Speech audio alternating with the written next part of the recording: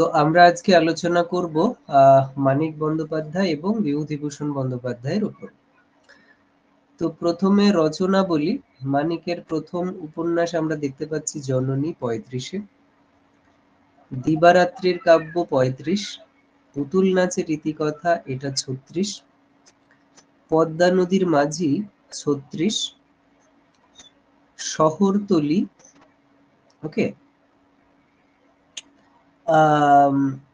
1940 আর 41।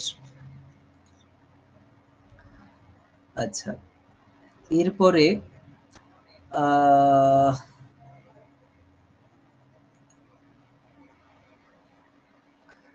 শহরবাসের রীতিকথা 1946, চতুষ্কোণ 48, স্বাধীনতার স্বাদ 1951,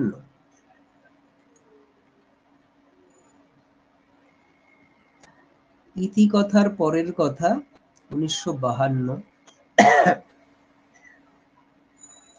আচ্ছা, হলুদ নদী সবুজ বন 1956,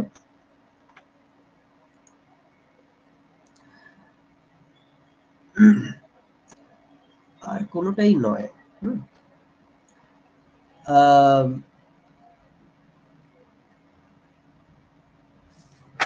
এই যে কাব্যগুলো মানে উপন্যাসগুলো বলা হলো, জননী সাল মুখস্থ করতে হবে, দিবারাত্রির কাব্য, পুতুল নাচের রীতিকথা, পদ্মা নদীর মাঝি। আচ্ছা, এইদিকে হচ্ছে শহরবাসীর রীতিকথা, যে কটা বললাম এই কটার সাল মুখস্থ করে ফেলতে হবে। এবং এর মধ্যে দিবারাত্রির কাব্য কোন পত্রিকায় প্রকাশিত হয়েছে, পুতুল নাচের রীতিকথা কোন পত্রিকা ওকে। আচ্ছা, শহরতলি এটাও কোন পত্রিকা, এটা। আচ্ছা, এরপরে এখানে লক্ষ্য করে দেখো, শহরবাসের রীতিকথা আনন্দবাজার। তারপরে এগুলো নয়, আর নেই। এই কটাই তোমরা পত্রিকা কোন পত্রিকায় প্রকাশিত হয় সেটাও একটু দেখো। বাকি যে বইগুলো সেগুলোর সাল যদি মুখস্থ করতে না পারো অসুবিধা নেই, কিন্তু বইগুলো মানিক বন্দ্যোপাধ্যায়ের লেখা এইটা মাথায় রেখো। ওকে, এই হচ্ছে গিয়ে এখানকার বক্তব্য, আর কিছু নেই। আচ্ছা, এরপরে আমাদের ছোট গল্প মানিক বন্দ্যোপাধ্যায়ের। তো আমরা জানি তার প্রথম প্রকাশিত যে গল্প অতসী মামি প্রকাশিত পরে তিনি বিখ্যাত হন। তো অতসী মামি অন্যান্য গল্প 35, প্রাগৈতিহাসিক 1937, মিহি ও মোটা কাহিনী 38, সরীসৃপ 39, বউ 40, আচ্ছা, সমুদ্রের স্বাদ 43। মানিক বন্দ্যোপাধ্যায়ের উপন্যাসের তুলনায় ছোট গল্পের গ্রন্থ সেটার সালটা একটু বেশি সংখ্যায় তোমাদের পড়তে হবে। ওকে, এরপরে আজকাল পরশুর গল্প 1946, ছোট বকুলপুরের যাত্রী 1949। আচ্ছা, এরপরে উত্তরকালের গল্প সংগ্রহ 1963। আচ্ছা, লাজুক লতা এটা হচ্ছে 1954। কেউ কেউ বলেন হলুদ পোড়া, এগুলো পড়তে পারো, তবে যে কটা দাগানো রয়েছে এখানে রয়েছে অতসী মামি 1, প্রাগৈতিহাসিক 2, মিঠি ও মোহ কাহিনী 3, সরীসৃপ 4, বউ 5, সমুদ্রের স্বাদ 6, আজকাল পরশুর গল্প 7, ছোট বকুলপুরের যাত্রী 8, লাজুক লতা 9, উত্তরকালের গল্প সংগ্রহ 10। এই কটার সাল পড়তে অবশ্যই হবে। বাকিগুলোর ক্ষেত্রে তুমি যদি পারো পড়ো, যদি না পারো তাহলে ঠিক আছে। এই হচ্ছে ব্যাপার। ওকে, দেখা যাচ্ছে তো?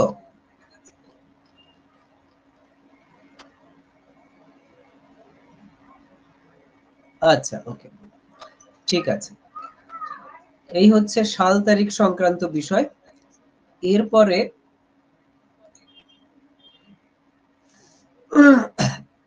মানিক বন্দ্যোপাধ্যায়ের উপরে আলোচনা।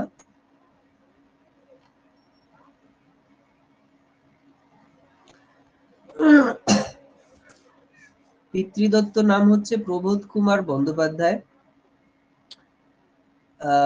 অ্যাকচুয়ালি এইটা পরীক্ষাতে এইভাবে দিতে পারে যে হয়তো দিয়ে দিল এখান থেকে কোনো একটা উপন্যাস যেটা একটু একটু অপরিচিত, হয়তো দিয়ে দিল এরকম শহরতলী, বা হয়তো দিয়ে দিল অমৃতাস্য পুত্রা, বা হয়তো ধরাবাঁধা জীবন, অহিংসা, এগুলো। এটা কার লেখা বলে তিনজন বা একজন তোমার পরিচিত সাহিত্যের ইতিহাসের মানে সিলেবাসের মধ্যে একজনকে দিয়ে দিল যে তারাশঙ্কর বন্দ্যোপাধ্যায়, বাকি তিনজন বাইরে থেকে দেবে, তার মধ্যে একজন মানিক, এর হয়তো দিয়ে দিল প্রবোধ কুমার বন্দ্যোপাধ্যায়, এইভাবে দেবে। তো এটা মাথায় রাখতে হবে যে প্রবোধ কুমার বন্দ্যোপাধ্যায় মানে মানিক বন্দ্যোপাধ্যায়, একটু মনে রাখার চেষ্টা করতে হবে। কল্লোলের কুলবর্ধন এটা উপাধি পেয়েছিলেন অচিন্ত কুমার সেনগুপ্ত দিয়েছিলেন। আচ্ছা, বিলেটেড কল্লোলিয়ান এটা বুদ্ধদেব বসুর দেওয়া নাম। ওকে, এইগুলোকে একটু মাথায় রেখো।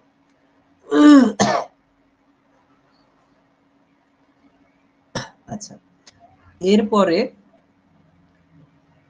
তেভাগা আন্দোলনের প্রেক্ষাপটে রচিত গল্প হচ্ছে হারানের নাচজামাই, ছোট বকুলপুরের যাত্রী। ইম্পর্ট্যান্ট গল্প। প্রেক্ষাপটটা হচ্ছে তেভাগা। ওকে, তোমরা কি শুনতে পাচ্ছ বা দেখতে পাচ্ছ?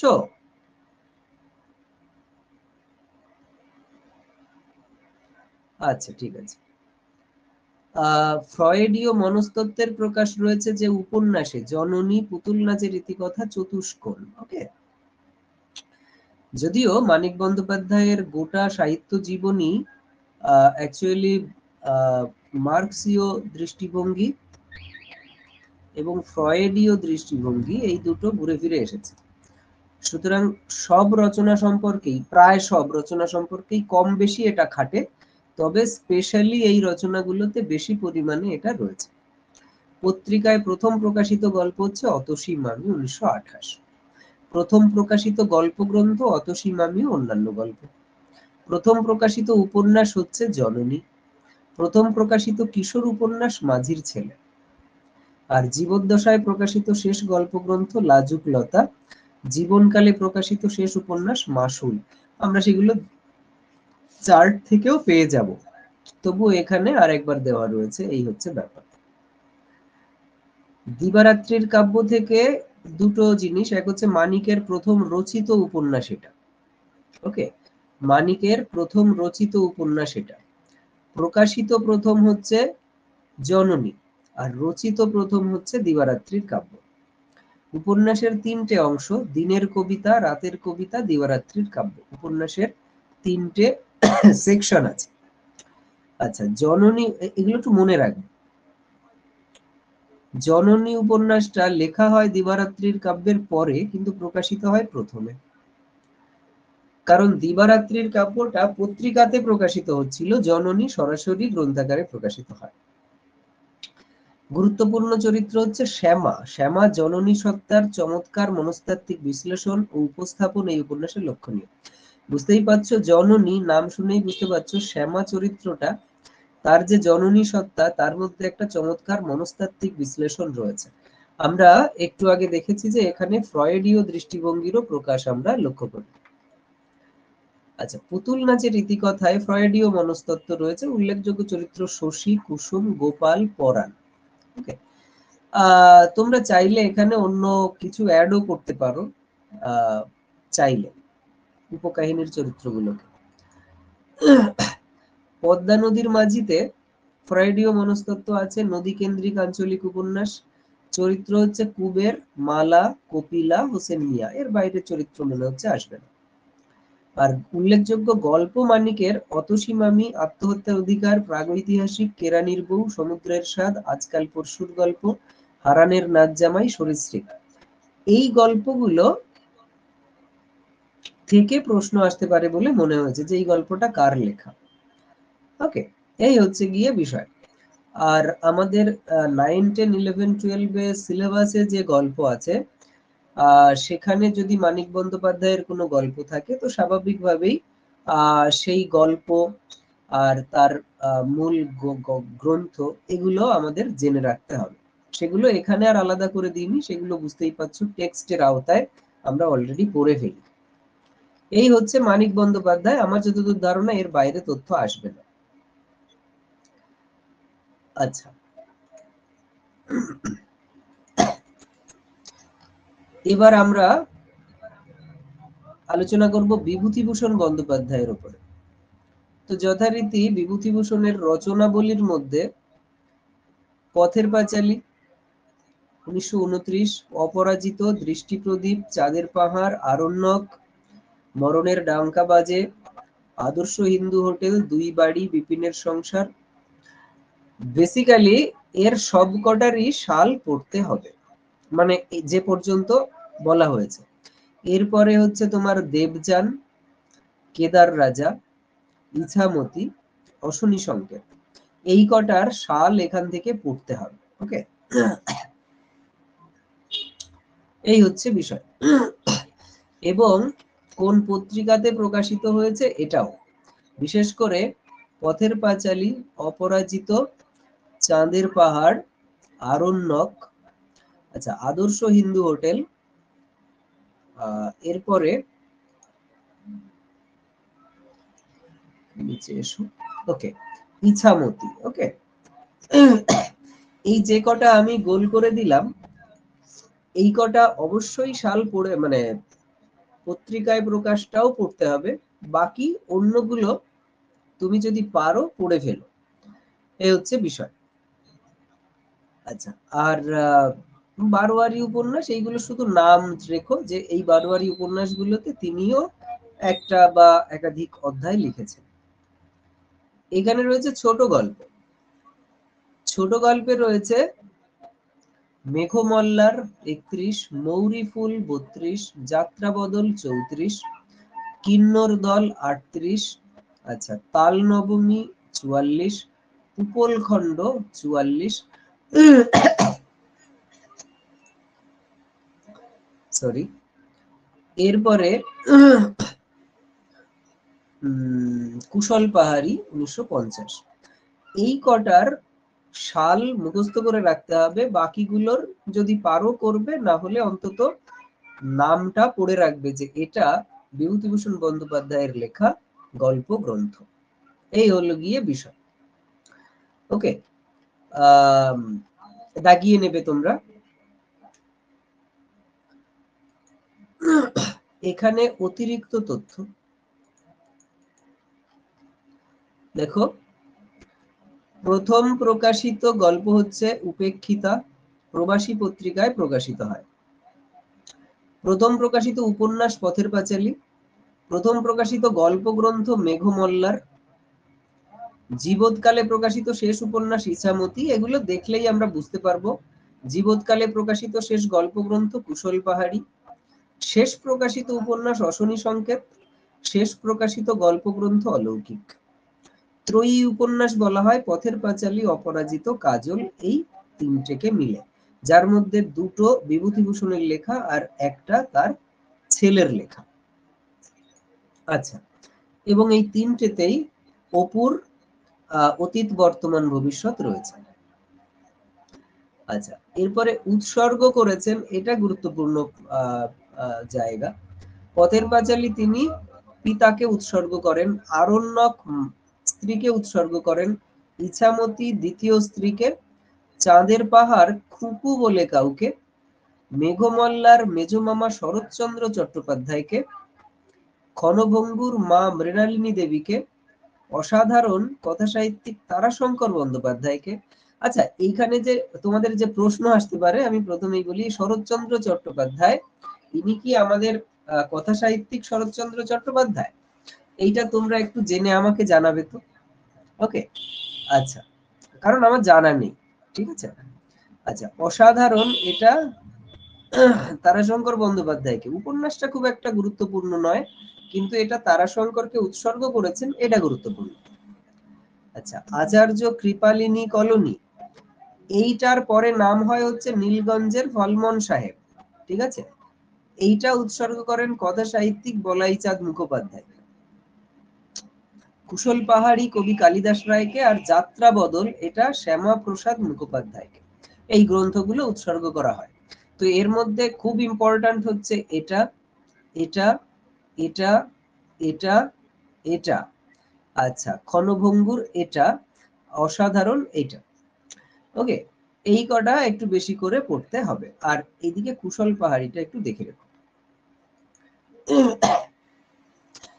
আচ্ছা, আর এখানেও মাথায় রেখো আচার্য কৃপালিনী কলোনি, এটার নাম চেঞ্জ হয় নীলগঞ্জের ফালমন সাহেব। এইবার উপন্যাসগুলো সম্পর্কে কয়েকটা স্পেশাল তথ্য। পথের পাঁচালী ভাগলপুরে বসবাসকালে রচিত হয়।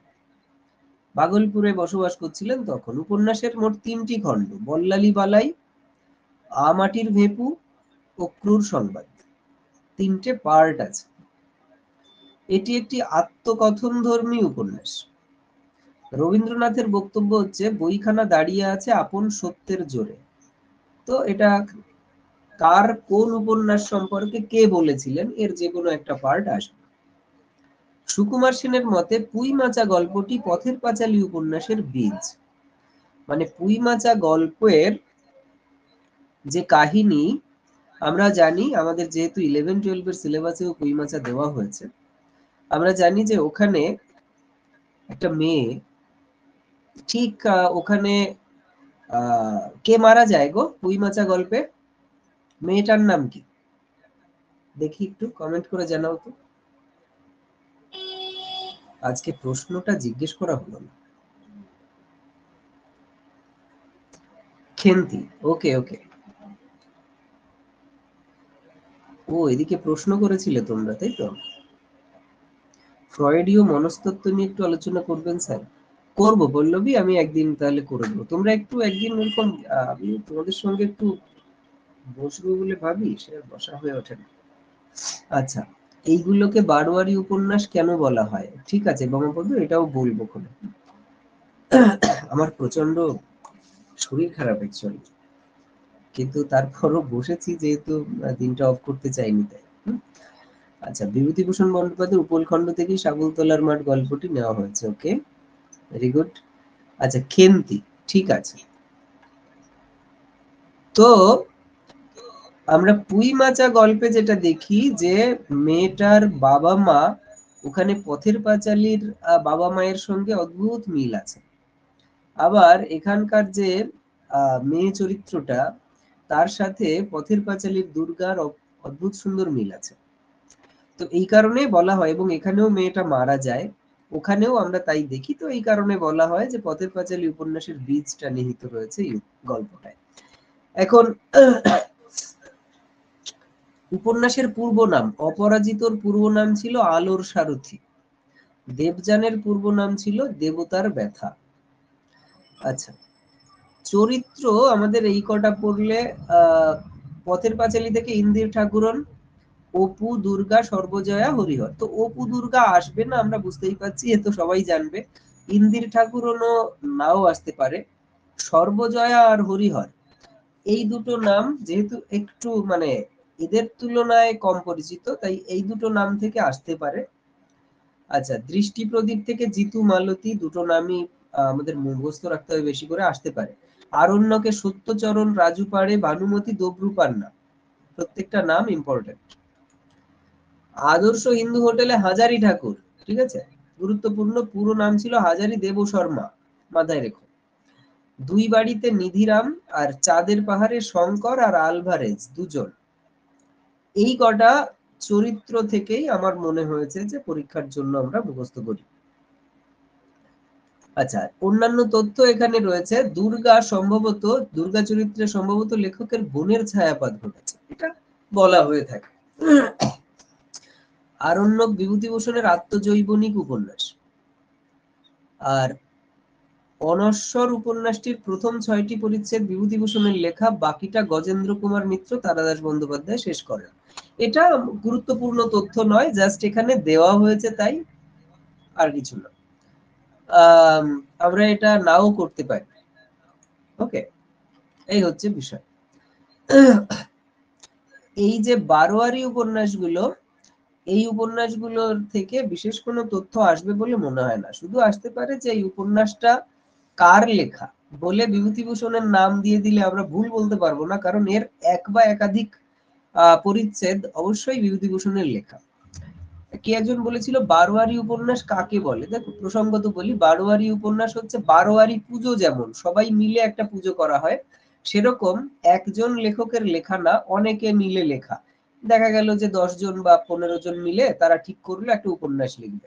এবার প্রথম পরিচ্ছেদটা কেউ একজন লিখলো, তারপরে যেখানে তার প্রথম পরিচ্ছেদটা শেষ হলো সেখান থেকে পরে একজন আবার দ্বিতীয় অধ্যায়টা লিখলো, তারপরে কেউ একজন তৃতীয় অধ্যায়, বা কেউ একজন পরপর দুটো তিনটে অধ্যায়, এইভাবে সবাই মিলে ওটা শেষ করলো। ঠিক আছে, এটা একটা চ্যালেঞ্জ থাকে, কারণ একজন লিখলে সে তো প্রথম থেকে শেষ অবধি কাহিনীটাকে একটা ভাবনা চিন্তা করে নেয়। কিন্তু বারোয়ারি উপন্যাসে আমি একটা জায়গাতে শেষ করলাম, তুমি তোমার কল্পনা দিয়ে ওইটাকে আবার ফার্দার মুভ করলে নতুন দিকে। এই হচ্ছে বিষয়। ফলে বারোয়ারি উপন্যাসটার আহ শেষটা বেশ ইন্টারেস্টিং হয়। অনেক সময় হয় যে প্রথমের সঙ্গে শেষটা একেবারে, মানে প্রথম পরিচ্ছেদ দেখে শেষ পরিচ্ছেদটা একেবারেই তোমার কি বলে প্রেডিক্ট করা যায় না, এরকম ব্যাপার। যাই হোক, আমরা এখানে চলে যাই। তো এই তথ্যটা খুব যে গুরুত্বপূর্ণ তা নয়। শিক্ষক জীবনের কাহিনী রয়েছে অনুবর্তন উপন্যাসে। ইছামতি উপন্যাসটিকে মহাকাব্যিক উপন্যাস বলা হয়, ইছামতি। ঠিক আছে, ইছামতি উপন্যাসে নীলকুঠি ও নীল চাষ সংক্রান্ত প্রসঙ্গ রয়েছে আমরা জানি। নীলবন্ধু মিত্রের নীলদর্পণ নাটকের ছায়া লক্ষ্য করা যায় এই উপন্যাসে। ওকে, যদিও এখানে আমাদের ছায়া মানে এটা নয় যে দীনবন্ধু মিত্রের নীলদর্পণ দেখে ইছামতি লেখা, কারণ আমরা সবাই দুটোর সাল দেখলেই বুঝতে পারবো যে ইছামতি উপন্যাসের প্রকাশকাল কবে আর দীনবন্ধু মিত্রের নীলদর্পণের প্রকাশকাল কবে। ওকে, ছায়া বলতে দুটোতে মোটের ওপর কাহিনীগত একটা বা বিষয়বস্তুগত একটা মিল আমরা দেখতে পাবো, সেটা হচ্ছে এই নীলকুঠি বা নীল চাষ সংক্রান্ত বিষয়। আচ্ছা, ইছামতি উপন্যাসের জন্য বিভূতিভূষণ মরণোত্তর রবীন্দ্র পুরস্কার পান। ওকে, 50-এর মন্বন্তরের প্রেক্ষাপটে লেখা উপন্যাস অশনি সংকেত। আর রবীন্দ্রনাথ বিভূতিভূষণকে কল্লোলের দেবতা বলে উল্লেখ করেছেন, কল্লোলের দেবতা বলে অভিহিত করেছেন। কল্লোলের কুলবর্ধন কে কাকে বলেছেন কমেন্ট করে জানাও তো। আর রবীন্দ্রনাথ বিভূতিভূষণকে বলছেন কল্লোলের দেবতা। ওকে, এই হচ্ছে গিয়ে বিষয়। যাই হোক, তো এই হচ্ছে সামগ্রিকভাবে তথ্য। এগুলো তোমরা যদি একটু রপ্ত করে ফেলতে পারো, আমার যতদূর ধারণা তোমাদের মানিক বিভূতিভূষণ থেকে কোশ্চেন আনকমন হওয়ার সম্ভাবনা কম। ঠিক আছে, এবার নিজেরা একটু পড়ে ফেলো। ওকে, আমি এখান থেকে একটু বেরিয়ে যাচ্ছি, আসলে গলা টানতে পারছি না।